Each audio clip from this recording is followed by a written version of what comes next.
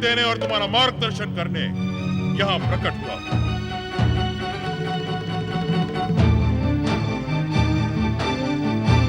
चकित न हो दक्ष पुत्री दीदी, मैं भृगुपुत्र भार्गव शुक्राचार्य, तुम्हारे ही समान मैं भी ब्रह्मा जी के मानस पुत्र तथा सप्त ऋषियों में सर्वश्रेष्ठ भृगु ऋषि का पुत्र होने के कारण ब्रह्मा जी का पौत्र हूं।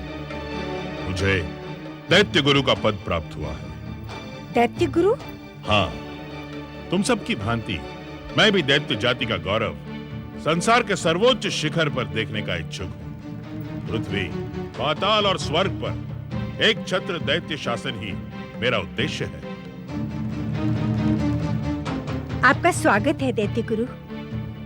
मेरे पौत्र तारकासुर को सफलता का महामंत्र प्रदान करें। अवश्य दैत्य माता दीदी। तारकासुर को सर्वोच्च शक्ति संपन्न बनाने के लिए तुम्हें ब्रह्मा जी से अमरता और अतुल बल की सिद्धियां प्राप्त करने का वरदान पाना होगा। मैं भी अपने पौत्र तारक को यही आदेश देने की इच्छुक थी दैत्य गुरु। अभी मेरी बात पूर्ण नहीं हुई है दैत्य माता। गुरु और शिष्य के मध्य शिष्य के संरक्षकों को निर्धारित मर्यादा का पालन करना परम आवश्यक है। पुत्र की पहली शिक्षिका, प्रथम गुरु, उसकी माँ और संरक्षक होते हैं दैत्य गुरु। किंतु आप दैत्य जाति के शुभचिंतक हैं, इसी कारण आप अपनी बात पूर्ण करें। सृष्टि के रचनाकार ब्रह्मदेव की आराधना सहित तपस्या प्रारंभ करने से पूर्व तुम्हें हम दैत्यों के आराध्य महादेव शिव से आशीर्वाद प्राप्त करना होगा। शिव के आशीर्वाद की क्या आवश्यकता है दैत्य गुरु? शिव ने मेरे पिता पृथ्वी सम्राट दक्ष प्रजापति के साथ जो कुछ भी किया वो क्षमा योग्य नहीं है। शिव कृपा और शिव शंकर के आशीर्वाद के बिना दैत्य जाति का उत्कर्ष नहीं हो सकता दैत्य माता दीदी। किंतु क्यों दैत्य गुरु? इस क्यों का उत्तर आपको तारकासुर के उत्कर्ष व सफलता के पश्चात प्राप्त हो जाएगा। किंतु यह भी सत्य है कि भोलेनाथ दैत्य जाति का एकमात्र हित चिंतक है। शिष्य जब गुरु के बताए हुए मार्ग पर संदेह त्याग कर चलता है तभी उसका कल्याण होता है। तुम्हें शिव के समीप जाने की कोई आवश्यकता नहीं है तारकासुर। मैं स्वयं कैलाश जाऊंगी और मैं स्वयं परखूंगी कि दैत्य गुरु शुक्राचार्य का कथन कितना सत्य है। तमे, मेरे लिए क्या आज्ञा है? तारकासुर, तुम इसी क्षण पर्वत के किसी उच्च शिखर पर बैठकर परमपिता ब्रह्मा जी की अखंड तपस्या प्रारंभ कर दो। जो आज्ञा। प्रणाम माता।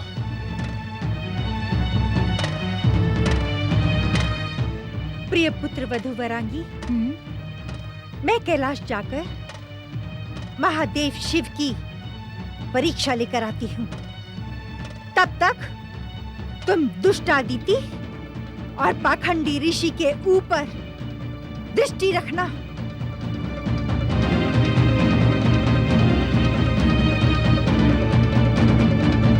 ओम नमः शिवाय, ओम नमः शिवाय, ओम नमः शिवाय, ओम नमः शिवाय, ओम नमः शिवाय, ओम नमः शिवाय, ओम नमः शिवाय, ओम नमः शिवाय, ओम नमः शिवाय, ओम नमः शिवाय, ओम नमः शिवाय, ओम नमः शिवाय। कैलाशपति भगवान शिव शंकर की जय। भोलेनाथ भगवान शिव शंकर की जय।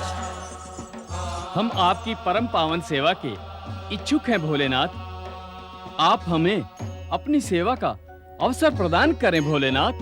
गणाध्यक्ष नंदी और तुम समस्त शिवगणों, तुम कैलाश के अभिन्न अंग हो। तुम्हारी उपस्थिति ही हमारे लिए पर्याप्त है।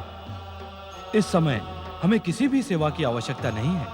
प्रभु, यदि हमसे कोई भूल हुई हो तो हमें क्षमा करें, किंतु अपनी सेवा से वंचित न करें। मन छोटा न करो भृंगी। वैराग्य और तपस्या में लगे मेरे मन को वास्तव में इस समय किसी सेवा की आवश्यकता नहीं है। कैलाशपति शिव शंकर, मैं आपसे कुछ पूछने की इच्छा लेकर ही कैलाश आई हूँ। प्रजापति दक्ष की पुत्री दिवंगता देवी सती की बहन कैलाश में आपका स्वागत है। पूछें, क्या पूछने की इच्छुक हैं? मेरे पूजनीय पिता को अजामुख बनाकर आपने अपना प्रतिशोध ले लिया है। यदि आपका प्रतिशोध समाप्त हो गया हो तो उन्हें पूर्व रूप प्रदान करें। ऐसा प्रतीत हो रहा है जैसे आप अपना प्रतिशोध समाप्त करने के इच्छुक ही नहीं हैं। प्रश्न प्रतिशोध का नहीं है देवी दीदी, प्रश्न है विधि के विधान का, जिसमें इच्छा होने पर भी हस्तक्षेप हम उचित नहीं समझते। दक्ष प्रजापति ने शक्ति स्वरूपा देवी सती को आत्मदाह के लिए प्रेरित कर स्वयं अपने दुर्भाग्य को आमंत्रित किया था। हमने तो उन्हें जीवन दान प्रदान किया था। जीवन लेकर जीवन दान दे दिया? जो जितना योग्य होगा उसे उतना ही मिलेगा। नियंता की लेखनी में दक्ष प्रजापति को अजामुख बनकर ही जीवित रहना लिखा होगा। आपके समस्त तर्क मैं अपनी माता के मुख से भी सुन चुकी हूँ। तुम्हारी माता ने इस सत्य को स्वीकार कर लिया, किंतु तुम इस सत्य को स्वीकार करने को प्रस्तुत नहीं हो। इसका समाधान हम नहीं कर सकते। दैत्य गुरु शुक्राचार्य ने कहा है कि आप दैत्यों के आराध्य हैं, परंतु दैत्य माता दिति पर आपने कभी भी अपनी कृपा दृष्टि नहीं की। आपने वज्रांग के रूप में मुझे ऐसा पुत्र प्रदान किया जो दैत्य शत्रु का मित्र बन गया। इसका दोष भी तुम हमें ही देने की इच्छुक हो? महादेव, मेरा पौत्र तारक सर्वशक्तिमान दैत्य बनने के लिए परमपिता ब्रह्मा जी की आराधना प्रारंभ कर चुका है। यदि आप सत्य ही दैत्यों के आराध्य हैं, तो उसकी मनोकामना पूर्ण करें। सत्य तो यह है देवी दिति कि तारक के माध्यम से तुम अपनी ही अपूर्ण मनोकामना पूर्ण करने की इच्छुक हो। यदि कैलाश पर तुम याचना लेकर उपस्थित हुई हो तो तुम्हारी मनोकामना अवश्य पूर्ण होगी। किंतु किंतु क्या शिव शंकर?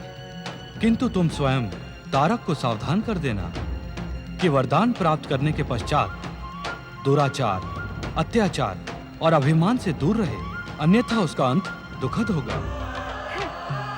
कौन करेगा उसका अंत?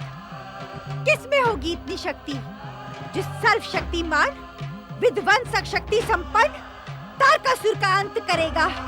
ये समय उस रहस्य को खोलने के लिए उचित नहीं है देवी दिति। यदि कोई शक्ति होगी तभी तो आप उसका नाम घोषित कर सकेंगे शिव शंकर। नियंता की लेखनी हर एक का भविष्य अवश्य लिखती है। जो जैसे कर्म करता है उसे वैसा ही फल भुगतना पड़ता है। आवश्यकता पड़ी तो मैं तारक से कहूंगी कि वो नियंता की लेखनी को ही तोड़ डाले। ऐसा प्रयास तुम्हारे पिता दक्ष प्रजापति ने भी किया था। उसका परिणाम तुम्हारे सामने है। तुम्हें सावधान करना हमारा कर्तव्य था।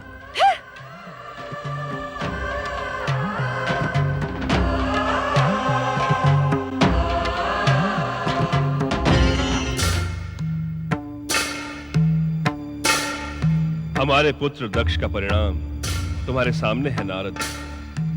आज पृथ्वी सम्राट दक्ष प्रजापति अजामुख होकर जीवित रहने को विवश है। हम महाशक्तियों के सामने संबंध नहीं, कर्म महत्वपूर्ण होते हैं नारद। दुष्कर्म करने वाले को दंडित करना हमारा निर्धारित कर्तव्य है। नारायण नारायण परमपिता, मैं तो आपसे यह जानने आया था कि दिति पौत्र तारक की तपस्या सफल होगी अथवा नहीं। दिति ने तारक के भीतर तपस्या की दृढ़ इच्छा शक्ति के साथ अपनी चतुराई से महादेव शिव शंकर का आशीर्वाद भी प्राप्त कर लिया है। इस कारण तारक की तपस्या पूर्ण होने और उसके वरदान प्राप्त करने में मुझे तनिक भी संदेह नहीं। नारायण नारायण, अर्थात देवादिदेव महादेव भी अभिमानी दिति की चतुराई में उलझ ही गए। सावधान नारद, तुम्हारी जिज्ञासा और उसके पीछे छिपे हरेक के कल्याण की भावना हमें प्रिय है, किंतु आरोपों की भाषा तुम्हारे सर्वनाश का कारण बन सकती है। नारायण नारायण। परमपिता, यदि जिज्ञासा की उद्विग्नता में मुझसे कोई अपराध हुआ है तो उसे क्षमा करें। अपने अपराधों की क्षमा मांगना एक भक्त के भक्ति का प्रमाण है नारद। महादेव शिवशंकर ने दिति की चतुराई से तारक पर कृपा नहीं की, अपितु यह विधि का विधान है। दृढ़ इच्छा शक्ति और संकल्प युक्त तपस्वी को वरदान देना हमारा परम पावन कर्तव्य है। महादेव ने उसी कर्तव्य को अपनी स्वीकृति दी है। नारायण नारायण। अर्थात वरदान पाकर तारकासुर अपनी पितामही दिति की इच्छा पूर्ति के लिए देवराज इंद्र को स्वर्ग से पतित करेगा। ये भविष्य का प्रश्न है नारद। इस समय यह रहस्य खोलना अनुचित है। किंतु क्या परमपिता? तारकासुर की भीषण और अखंड तपस्या को देखकर और भयभीत होकर देवगण और देवराज इंद्र उसकी तपस्या को खंडित करने का दुष्कर्म करेंगे। नारायण नारायण। किसी भी तपस्वी की तपस्या से भयभीत होकर उसकी तपस्या को खंडित करना तो देवराज इंद्र का निर्धारित कर्तव्य है प्रभु। किंतु वो तारक की तपस्या को खंडित करने का प्रयास ना करें, उसका परिणाम उनके हित में शुभ नहीं होगा। नारायण नारायण। ऐसा क्यों प्रभु? इस क्यों के पूर्ण इतिहास को भविष्य के गर्भ में ही छुपा रहने दो नारद। इस समय देवराज इंद्र को सावधान करना ही उचित है। जो आज्ञा परमपिता। ओम ब्रह्मणे नमः। ओम ब्रह्मणे नमः। ओम ब्रह्मणे नमः। ओम ब्रह्मणे नमः। ओम ब्रह्मणे नमः। ओम ब्रह्मणे नमः।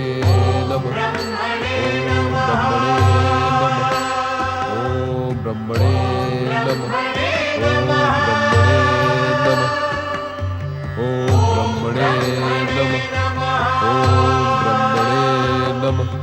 ओम ब्रह्मणे नमः। ओम ब्रह्मणे नमः। ओम ब्रह्मणे नमः। ओम ब्रह्मणे नमः।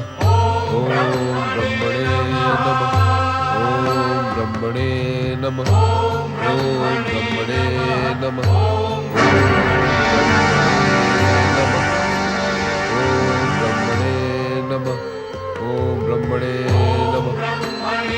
ओम ब्रह्मणे नमः। वज्रांग पुत्र तारक, इतनी कठोर तपस्या?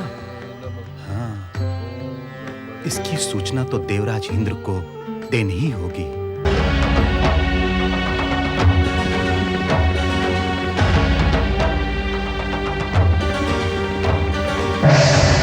प्रणाम देवराज। कहो देवगुप्तचर। वज्रांग पुत्र तारक अत्यंत कठोर तपस्या कर रहा है देवराज।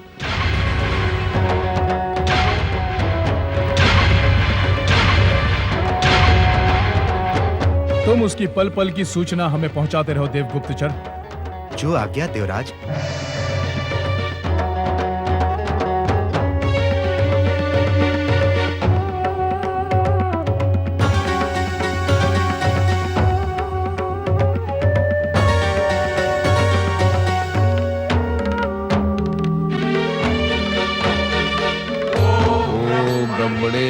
नमः। ओम ब्रह्मणे नमः। ओम ब्रह्मणे नमः। ओम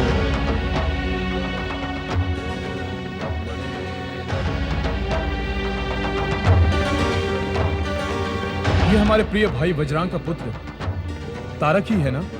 आप इतने अधिक उद्विग्न क्यों हैं देवराज? मैं आपको पहले ही बता चुका हूं, ये वज्रांग का पुत्र तारक ही है। आपको इसका पूर्ण विश्वास कैसे है पवनदेव कि ये वज्रांग का पुत्र तारक ही है? इसकी सूचना तो आपको देवगुप्तचर ने भी दी थी। देवराज, आप ये प्रश्न बार बार क्यों पूछ रहे हैं? क्या आपको देवगुप्तचर के साथ साथ मेरे कथन पर भी विश्वास नहीं?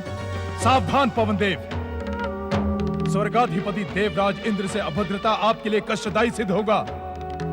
आपसे जितना पूछा जाए उसी का उत्तर दें और ये न भूलें कि आप स्वर्गाधिपति देवराज इंद्र के सम्मुख खड़े हैं। आपको ये वाद विवाद शोभा नहीं देता देवराज। अग्निदेव, क्या आप सब मिलकर देवराज इंद्र के विरुद्ध षड्यंत्र रचा रहे हैं? क्या आपको देवराज इंद्र के सम्मुख खड़े होने की मर्यादा का पाठ पढ़ाने पुनः देवगुरु बृहस्पति की पाठशाला में भेजना पड़ेगा? जिस विषय को लेकर आप इतने उत्तेजित व उद्विग्न हो रहे हैं, उस विषय पर चिंता करना भी समय को व्यर्थ करना है। आप क्या कहने के इच्छुक हैं? आपके प्रिय भ्राता वज्रांग के समान ही उसका पुत्र तारकासुर भी स्वर्ग के सम्मुख कोई संकट उपस्थित नहीं करेगा। न जाने क्यों इससे मुझे भय हो रहा है। आप निर्भय होकर तारकासुर पर भी उसी औषधि का प्रयोग करें जिससे वज्रांग स्वर्ग का मित्र बन गया था। आप नहीं जानते वरुण देव, हमारी विमाता दिति हमारे प्रति भयंकर द्वेष रखती है।